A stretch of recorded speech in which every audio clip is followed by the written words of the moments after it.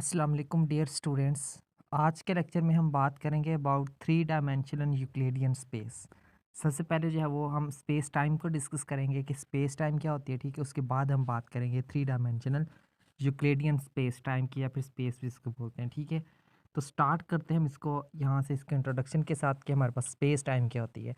A four dimensional model of coordinates which can be used to visualize an event occurrence is called space time. यानी कि space time क्या होता है, basically हमारे पास एक four dimensional model होता है, ठीक है। मॉडल ऑफ कोऑर्डिनेट्स होता है, ठीक है। सबसे पहले बात, फोर स्पेस टाइम जो है वो इसमें क्या होते हैं, चार मॉडल। जो ये फोर डायमेंशनल हमारे पास मॉडल होता है, जो जस्ट जो स्पेस कोऑर्डिनेट होता है उसमें हमारे पास थ्री डायमेंशनल मॉडल होता है, जबकि जो स्पेस टाइम है ये चार डायमेंशनल मॉडल होता है, ठीक है, कोऑर्डिनेट्स का।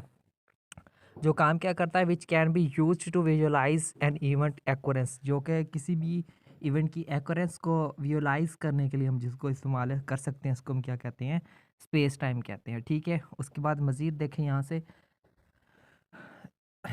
से देखें मज़ीद, there are two common space time structures, ठीक है। हमारे पास दो आम से बिल्कुल दो कॉमन से स्पेस टाइम स्ट्रक्चर्स हैं जो है वो जिनको हम यूज़ करते हैं, और वो कौन कौन से हैं। Number one is three dimensional Euclidean space and number second is Minkowski space time, ठीक है। तो ये वो दो जो है वो हमारे पास स्पेस टाइम होते हैं जिनको हम यूज़ करते हैं मोस्टली, ठीक है, कॉमनली। तो सबसे पहले आज के लेक्चर में हम डिस्कस करेंगे जो हमारे पास जो फर्स्ट वन है ना, three dimensional Euclidean space time, उसकी जो हम इसको देखते हैं कि ये क्या होता है, ठीक है।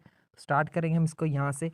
Three dimensional space in which the axioms and postulates of Euclidean geometry can be applied is called three dimensional Euclidean space. क्या होता है थ्री डायमेंशनल यूक्लिडियन स्पेस?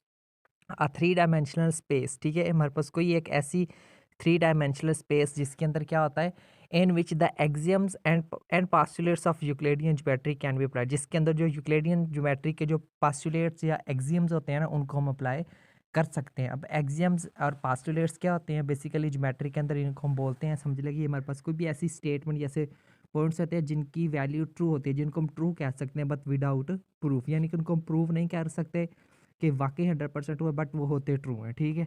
ये बात है, ठीक है, इनको बोलते हैं एक्सियम्स या फिर पास्टुलेट्स भी कहते हैं उनको। सो नेक्स्ट देखते हैं, इसकी एक्सप्लेनेशन देखते हैं, ठीक है। एक्सप्लेनेशन क्या है, यहाँ से शुरू करेंगे। अंटिल 20th सेंचुरी, यानी कि 20वीं सदी तक, it was assumed that space and time are independent of each other. 20वीं सदी तक यही हमारे पास एज्यूम किया गया कि जो स्पेस और टाइम है दोनों क्या है, इंडिपेंडेंट हैं एक दूसरे से। बट लेकिन आफ्टर लॉरेंस ट्रांसफॉर्मेशन के बाद it was realized that space and time coordinates are not independent coordinates, ठीक है।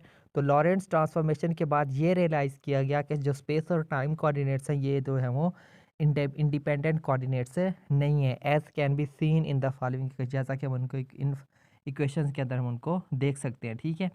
सो फर्स्ट इक्वेशन हमारे पास ये है, ठीक है, लॉरेंस ट्रांसफॉर्मेशन इक्वेशन में हम पढ़ चुके हैं, ठीक है।